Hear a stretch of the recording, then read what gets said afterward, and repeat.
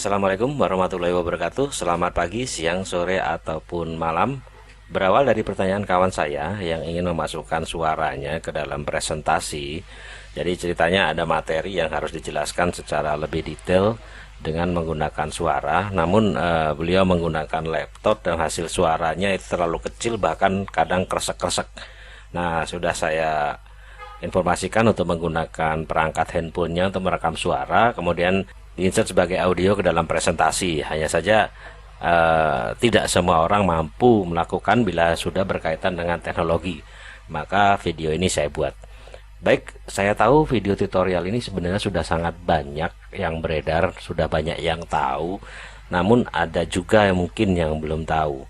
Nah, buat kawan saya dan buat yang mungkin belum tahu bagaimana cara mendapatkan audio yang lebih berkualitas, mari kita belajar bersama. Saya Irfan, mari kita mulai.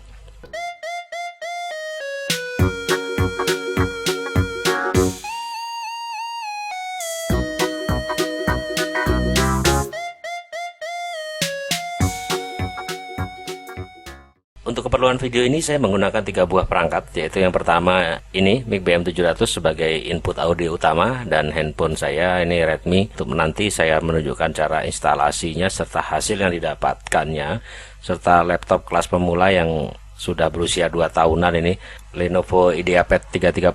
Sedangkan untuk perangkat lunaknya nanti di Android maupun di laptop, sengaja saya pilihnya Droidcam sebagai aplikasi utama. Walau saya juga punya aplikasi yang lain seperti WOMIC ya, yang sebenarnya cukup kalau untuk dijadikan penghubung antara laptop ke HP kalau yang kita butuhin hanya sekedar audio. Nah, cuman pertimbangan saya adalah nanti mungkin perlunya tidak hanya audio, tapi juga video, atau memfungsikan handphonenya sebagai sebuah webcam. Maka sekalian saja kita buat tutorialnya. Yang pasti adalah bagaimana kita memanfaatkan sarana yang kita punya untuk hasil maksimal dengan budget yang minimal, bahkan mungkin 0 rupiah. Ini adalah rekaman dari kamera laptop kelas entry level. Anda bisa lihat bahwasanya gambarnya terlihat berbayang-bayang, berbintik-bintik di sini, tidak begitu jelas. Oke, ini adalah uji coba mikrofon menggunakan handphone. Jadi langkah pertama, aktifkan USB debugging di HP Anda. Pada dasarnya semua merek HP sama cara mengaktifkannya. Mungkin bedanya hanya di nama menu dan letak menunya saja. Di sini saya hanya mencontohkan sesuai yang saya punya, yaitu merek Xiaomi. Cara mengaktifkannya adalah dengan memilih menu setting, lalu pilih tentang telepon, ketuk beberapa kali pada bagian versi MIUI sampai ada notifikasi mode pengembang aktif atau semacam itu, saya lupa. Di tempat saya, karena ini sudah pernah saya aktifkan sebelumnya, maka muncul tulisan tidak perlu, Anda sudah menjadi developer. Lalu kalau sudah, Anda kembali ke setting, pilih setelan tambahan, lalu pilih opsi pengembang. Nah, opsi pengembang ini hanya muncul bila Anda sudah mengaktifkannya melalui langkah tadi.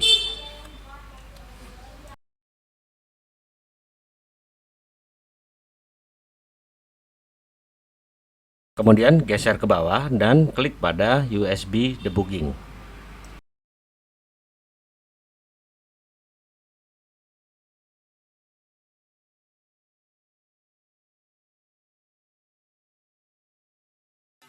Kalau ada bingung atau kesusahan gitu ya, coba aja Anda install aplikasi USB debugging ya. Ayo. Nah, misalnya saya pilih saja dari punya Blue Dragonflies sini, atau aplikasi yang lain sejenisnya juga boleh. Nah, aplikasi ini akan membypass langkah-langkah yang tadi kita lakukan, dan handphone akan otomatis masuk ke dalam USB debugging mode saat terhubung dengan kabel data dan perangkat laptop. Silakan download aplikasi Droidcam dari Play Store Anda. Ada 2 jenis Droidcam yang muncul, yaitu yang pertama adalah Droidcam biasa dan Droidcam X. Yang X adalah versi Pro-nya.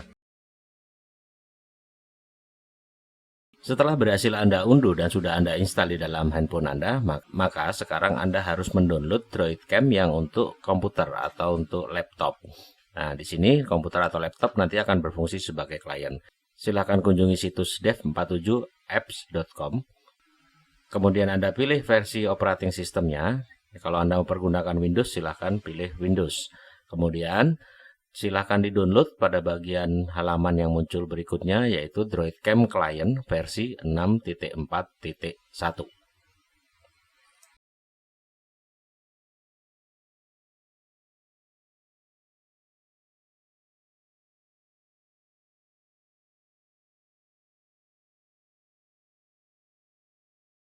Setelah file terdownload, Anda tinggal menginstalnya saja. Langkahnya juga cukup mudah. Anda tinggal menekan next saja sampai dengan selesai, dan ikon daripada DroidCam muncul di desktop. Berikutnya, hubungkan komputer Anda dengan handphone menggunakan kabel data, lalu nyalakan DroidCam.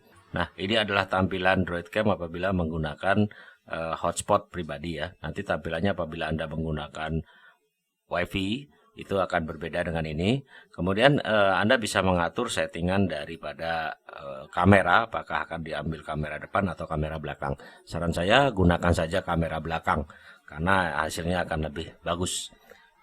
Lalu Anda kembali ke laptop Anda, aktifkan DroidCam-nya dengan mengklik 2 kali pada ikon yang sudah tersedia di layar laptop.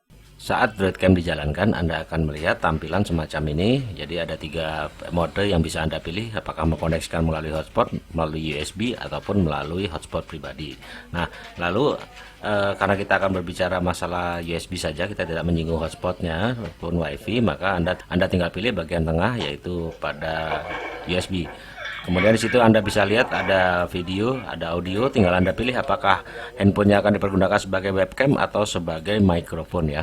Nah, kemudian nanti lihat di bagian tengah itu setelah adalah no device detect, jadi itu HP saya belum terdeteksi. Maka kalau udah semacam ini coba di refresh dulu. Apabila tidak berhasil, coba ditutup dulu DroidCam-nya kemudian dinyalakan kembali.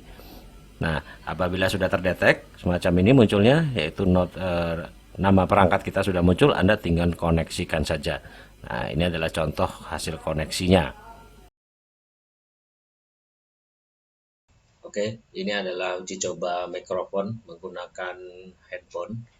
Jadi untuk membuat tampilannya ini supaya bisa kita perbesar atau perkecil gitu ya. Kalau di sini kan tidak bisa kita perbesar perkecil, maka tekan terlebih dahulu pop up video preview.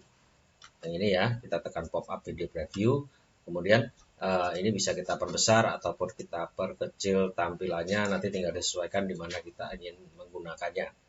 Kemudian kalau fitur zoom out, zoom in, mohon maaf ini tidak bisa karena kita versi yang gratis. Kalau mau pakai yang zoom out dan zoom in-nya ada, itu gunakan yang DroidCam X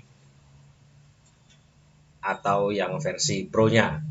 Cuma 50.000, tidak terlalu mahal. Tapi sesuai dengan spirit gratisan yang saya punya, maka bagi saya cukup yang versi free saja. Oh ya, untuk membedakan versi free dan pro itu adalah fiturnya. Pada versi pro Anda akan mendapatkan fitur ada zoom in, zoom out, ada LED flash, ada autofocus. Jadi bisa kalau didekatkan gambar begini dia bisa langsung fokus. Kemudian ada misal gini ya. Oke.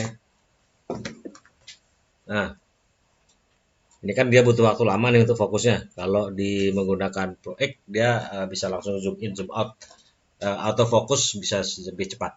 Kemudian ada fitur mirror, seperti misalnya ini saya adalah mengangkat tangan kanan saya.